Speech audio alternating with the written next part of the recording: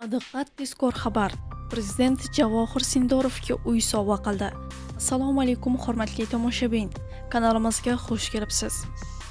Agar kanalda yangilardan bo'lib turgan bo'lsangiz, obuna bo'lib qo'yishni unutmang.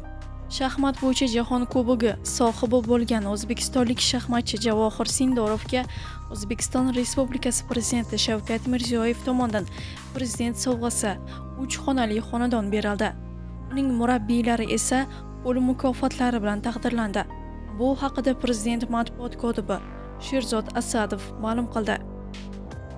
Shuningdek, shaxmat bo'yicha O'zbekiston milliy terma jamoasi a'zosi Javohir Sanjarbekevich Sindorovga O'zbekiston Respublikasi xizmat ko'rsatgan sportchi faxriy unvoni berildi.